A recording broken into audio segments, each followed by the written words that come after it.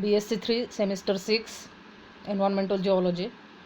Topic is global warming, climate change and geological hazards. What is global warming? Global warming किंवा जागतिक तापमान वाढ recently आपण खूप वेळा ही टर्म ऐकतो. इंडस्ट्रियलायझेशन जेव्हापासून सुरू झालं तेव्हापासून वेगवेगळी फ्युएल्स जे आहेत, फॉसिल फ्युएल्स म्हणजे कोल, पेट्रोलियम, डिझेल, केरोसिन वगैरे, तर ही सातत्याने आपण वापरत आलेलो आणि त्याचं बर्निंगमुळं हळूहळू अर्थचं टेम्परेचर वाढत चाललेलं आहे. आणि या वाढत्या टेम्परेचरमुळं जे हिटिंग होतं आणि टेम्परेचर वाढतं आणि त्याचे जे काय ॲडवर्स इफेक्ट होतात त्या सगळ्या प्रोसेसला ग्लोबल वॉर्मिंग असं आपण म्हणतो. कशामुळं ग्लोबल वॉर्मिंग होतं तर ग्रीन हाऊस गॅसेस जे आहेत, जे हे फॉसिल फ्युएल्स बर्न झाल्यानंतर जे गॅसेस बाहेर पडतात, ज्याचं इमिशन होतं, ते गॅसेस जी हीट निर्माण झालेली आहे बर्निंगमुळं, ती हीट रेडिएट करू देत नाहीत, म्हणजे बाहेरच्या ॲटमॉस्फिअरच्या बाहेर जाऊ देत नाहीत, धरून ठेवतात, एन्ट्रॅप करतात त्या हीटला आणि त्याच्यामुळं हळूहळू पृथ्वीचं टेम्परेचर वाढत चाललेलं आहे. आता सध्या त्याचा रेट आहे तो 0.2 डिग्री सेल्सिअस पर डिकेड, म्हणजे 10 वर्ष, प्रत्येक 10 वर्षानंतर 0.2 डिग्री सेल्सिअसने हे टेम्परेचर वाढत चाललेलं आहे. तसं बघायला गेलं तर हा रेट मायनर दिसतो, पण 1850 पासून ही प्रोसेस सुरू आहे. म्हणजे जवळजवळ 200 वर्ष आता होत आले, त्याला 250 वर्ष ऑलमोस्ट होतील आता 2025 साली. प्रत्येक 10 वर्षात 0.2ने म्हटलं तर हा रेट खूप जास्त आहे, मायन्यूट आपण ऑब्झर्वेशन केलं तर. आणि त्याच्यामुळं ग्लोबल वॉर्मिंग व्हायला हातभार लागत आहे. आणि त्याच्यामुळं काय होतं, सगळ्यात महत्त्वाचं ॲडवर्स इफेक्ट, तर जे वेदर पॅटर्न आहेत, म्हणजे आपलं जे ऋतुचक्र आहे, तर ते बदलत चाललेलं आहे. आता आपण सध्या त्याचा अनुभव घेतो. जवळपास पूर्ण वर्षभर पाऊस पडतो आहे. उन्हाळ्यात पण पाऊस आला, थंडीत पण पाऊस आला. त्याच्या आधी म्हणजे पूर्वी असं होत नव्हतं, त्याच्यात एक रिदम होता. पावसाळ्याच्या वेळेलाच पाऊस यायचा, उन्हाळ्यात कडक ऊन असायचं, पण ते बेरेबल असायचं. आता ऊन पण खूप वाढले, पाऊस कधी येतो, इरॅटिक पॅटर्न आहे त्याचा रेनफॉलचा. त्याच्यामुळं कधी ओला दुष्काळ, कधी कोरडा दुष्काळ, हे सगळं आपण अनुभवतो. आणि ह्याचं कारण आहे ते म्हणजे ग्लोबल वॉर्मिंग. आणि ह्याच्यासाठी नॅचरल ज्या प्रोसेसेस आहेत त्याच्यामुळं पण ग्रीनहाऊस गॅसेस तयार होतात, पण ह्युमन ॲक्टिव्हिटीजमुळं, म्हणजे अँथ्रोपोजेनिक इफेक्ट असं त्याला आपण म्हणतो, ह्युमन ॲक्टिव्हिटीज. तर त्याच्यामुळं म्हणजे कुठल्या ॲक्टिव्हिटीज एस्पेशली तर फॉसिल फ्युएल बर्निंग आणि डिफॉरेस्टेशन. जे काही जंगल आहे, जी काही झाडं आहेत, ते सगळे आपण तोडून टाकलेले आहेत किंवा तोडतो आहोत. बर्निंग, फ्युएल बर्निंग किंवा excess use of fossil fuel तो तर आहेच. या दोन कारणांमुळं नॅचरल इकोसिस्टीममध्ये आपण खूप जास्त प्रमाणात इंटरफिअर करतो आहोत. आणि नॅचरल कॉजेसमध्ये आहेत एल निनो, ला निना, हे जे इफेक्ट्स आहेत, ज्याच्यामुळं पावसावर किंवा त्याच्या प्रमाणावर परिणाम होत असतो. त्याच्यानंतर व्होल्कॅनिक इरप्शन आहे, किंवा सनचं पण जे एनर्जी आउटपुट आहे, म्हणजे थंडीत थोडं आपल्याला कमी तीव्र असणारे रेडिएशन मिळतात, उन्हाळ्यात ती रेडिएशन जास्त मिळतात, म्हणजे आउटपुट चेंज होतं. तर ही सगळी नॅचरल कॉजेस आहेत. पण नॅचरल कॉजेस आहेत ती कंट्रोलेबल आहेत, नेचरचं कंट्रोल आहे त्याच्यावर. पण ह्युमन कॉजेस जे आहेत किंवा अँथ्रोपोजेनिक जे इफेक्ट्स आहेत डिफॉरेस्टेशनसारखे, ते अनकंट्रोल्ड होत चाललेले आहेत. आणि त्याचा परिणाम म्हणून जे काय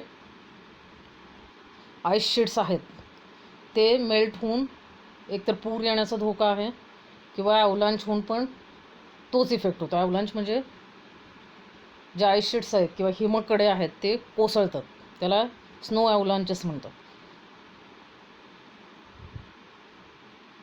आता उत्तराखंडमध्ये जे झालं 7 फेब्रुवारीला, आत्ताच ते 3-4 महिन्यापूर्वी.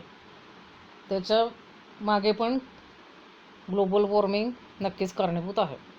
आणि ही एक वेबसाईट आहे नासाची, ग्लोबल क्लायमेट चेंज वेबसाईट. ही तुम्ही अधिक माहिती हवी असेल तर या वेबसाईटवर जाऊन तुम्ही ती घेऊ शकता.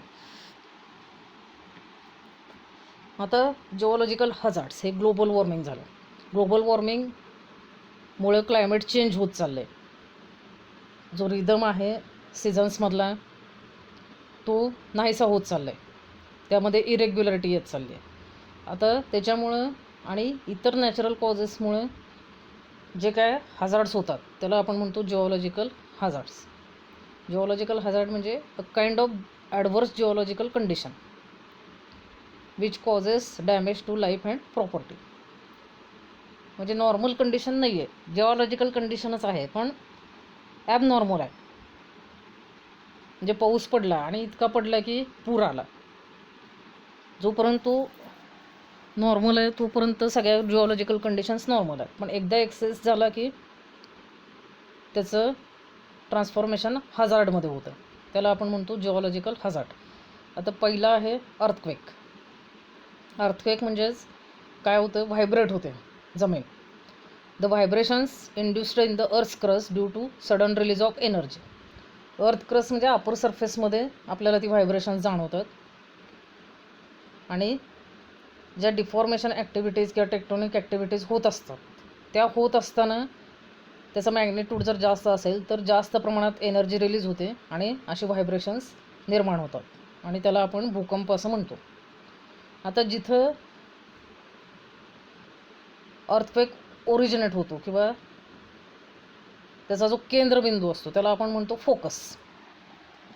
मराठीत केंद्रबिंदू म्हणजे जिथं ओरिजिन आहे, म्हणजे जिथून व्हायब्रेशन्स निर्माण झालेले आहेत असा पॉईंट म्हणजे फोकस किंवा केंद्रबिंदू. अर्थक्वेकमुळे काय होतं, इफेक्ट्स आपल्याला माहीत आहेत अर्थक्वेकचे. डिस्टर्बन्सेस होतात, बिल्डिंग कोलॅप्स होतात, लाईटचे टेलिफोनचे पोल्स एकतर वाकतात किंवा कोसळतात.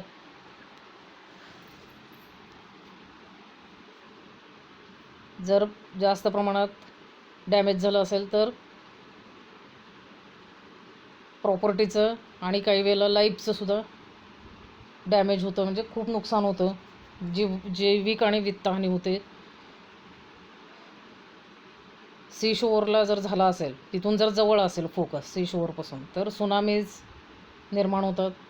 2004ला खूप मोठ्या प्रमाणात 26 डिसेंबरला मोठ्या प्रमाणात सुनामी येऊन नुकसान झालेलं होतं. मोठा जिओलॉजिकल हजार्ड होता तो, म्हणजे अर्थक्वेक प्लस सुनामी असं ते कॉम्बिनेशन होतं. त्यानंतर लँडस्लाईड्स होऊ शकतात मोठ्या प्रमाणावर. जिओमॉर्फॉलॉजिकली किंवा हायड्रोजिओलॉजीच्या पॉईंट ऑफ व्ह्यूमधून विचार केला तर नद्यांचे जे कोर्स आहे किंवा जे पात्र आहे ते एकदम बदलतं. काही वेळेला नदी एकदम आटून पण जाऊ शकते. काही ठिकाणी नवीन स्ट्रीम्स तयार होऊ शकतात किंवा पूर येऊ शकतो. जे इंजिनिअरिंग स्ट्रक्चर्स आहेत, म्हणजे बिल्डिंग्स तर झाल्याच, पण डॅम्स असतील, ब्रिजेस असतील, रोड्स असतील, रेल्वे ट्रॅक्स असतील, ते सगळे कोलॅप्स होऊ शकतात. डॅम्स ब्रिजेससारखे जर इंजिनिअरिंग स्ट्रक्चर कोलॅप्स झाली तर खूप मोठ्या प्रमाणात लॉस होतो, म्हणजे मॉनेटरी लॉस पण होतो आणि लाईफ लॉस पण होऊ शकतो. हे झालं अर्थक्वेकचं. त्याच्यानंतर आहे व्होल्कॅनिझम. व्होल्कॅनिझम हा वर्ल्ड वाईड असं नाही आहे, जिथं ॲक्टिव्ह व्होल्कॅनोज आहेत अशा एरियामध्येच हा जिओलॉजिकल हजार्ड आढळून येतो. व्होल्कॅनिझम म्हणजेच काय, eruption of magma on the earth surface. Magma erupt होतो, खूप मोठ्या प्रमाणावर इरप्ट होतो. आता इरप्ट झाल्यानंतर तो किती लांब अंतरापर्यंत स्प्रेड होणार आहे हे कशावर अवलंबून आहे, तर त्याच्या व्हिस्कोसिटीवर. जर व्हिस्कस मॅग्मा असेल तर तो जास्त अंतरापर्यंत स्प्रेड होणार नाही, पण जर मोबाईल असेल लावा तर तो खूप जास्त अंतरापर्यंत स्प्रेड होतो. सिलिसियस जर असेल त्याचं कॉम्पोजिशन, म्हणजे सिलिका रिच जर असेल लावा तर तो जनरली जास्त व्हिस्कस असतो आणि तो जास्त अंतरावर स्प्रेड होऊ शकत नाही, जास्त घट्ट असल्यामुळे. पण बेसिक मॅग्मा असेल म्हणजे बेसाल्टसारखा, जसं आपला डेक्कन ट्रॅप तयार झालेला आहे. व्होल्कॅनिझममुळंच तो तयार झालेला आहे. मोठमोठे फिशर्स तयार झाले आहेत, त्यातून इनॉर्मस आउटपोरिंग झालं लावाचं आणि तो थंड झाल्यानंतर आपला बेसाल्ट तयार झाला. तर बेसाल्टचा जो लावा आहे तो बेसिक आहे, तो कमी विस्कस आहे, जास्त मोबाईल आहे, त्यामुळे खूप अंतरापर्यंत तो स्प्रेड झाला. आता विस्कस मॅग्मा जर असेल तर तो स्प्रेड जास्त होत नाही, पण त्याचं इरप्शन जे आहे ते जास्त व्हायोलंट असतं मोबाईल मॅग्मापेक्षा. मोबाईलचे जे आहेत ती इफ्युजिव्ह टाईपची इरप्शन्स असतात आणि विस्कसची जी आहेत ती व्हायोलंट इरप्शन असतात. त्याच्यामुळे जास्त प्रमाणात ॲडजॉइनिंग एरियामध्ये डॅमेज होतं. त्याचं आता कारणं काय आहेत, तर जे कन्व्हेक्शन करंट असतात अर्थच्या सरफेसच्या खाली आणि ग्रॅव्हिटेशनल फोर्स पण असतो आणि त्याच्यामुळे काय होतं की प्लेट टेक्टॉनिक मोशन होते. म्हणजे दोन प्लेट्समधलं एकमेकांपासून लांब गेलं, डायव्हर्जंट प्लेट्स म्हणतो त्याला, आणि तिथून काय होतं, खालून मॅग्मा इरप्ट होतो. आता खूप प्रमाणात इरप्शन झालं तर खूप धूर पसरतो, टेम्परेचर खूप वाढतं आणि ॲडवर्स इफेक्ट होतो आजूबाजूच्या क्लायमेटवर. आणि तिथं जर लोकवस्ती असेल, म्हणजे हॅबिटेबल एरिया असेल, माणसं किंवा इतर शेती वगैरे असं जर असेल तर इकॉनॉमिक आणि सोशल किंवा लाईफ लॉस पण होऊ शकतो. तिसरा हजार्ड आहे लँडस्लाईड. आपण मराठीत त्याला दरड कोसळणे असं म्हणतो.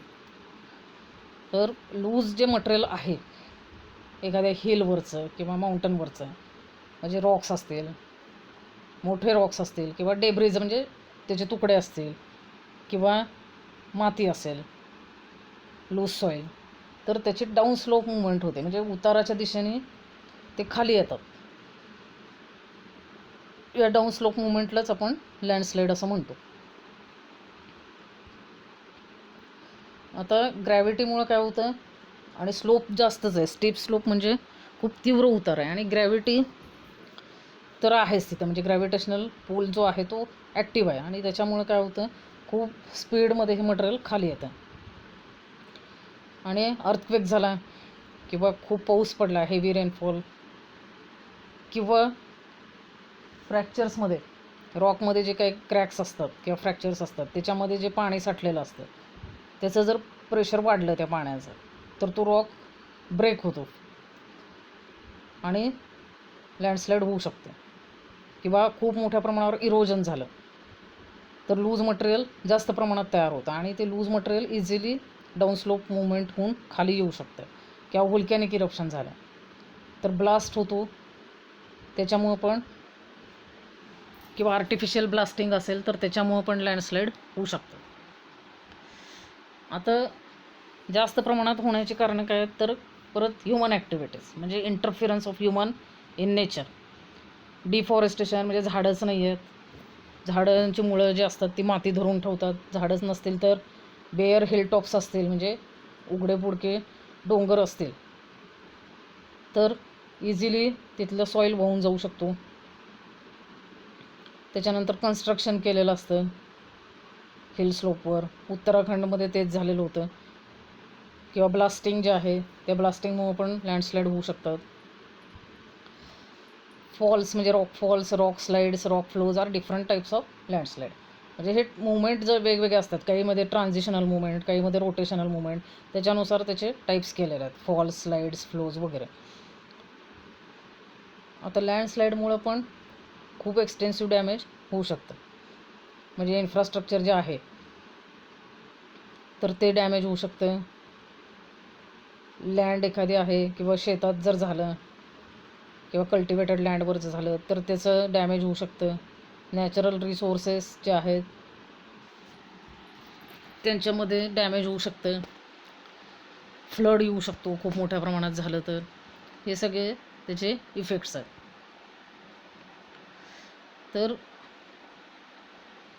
आपण global warming which is associated with climate change और climate change is associated with global warming हा कन्सेप्ट आणि जिओलॉजिकल हजार्ड्स, 3 हजार्ड आपण बघितले, अर्थक्वेक, व्होल्कॅनिझम आणि लँडस्लाईड्स.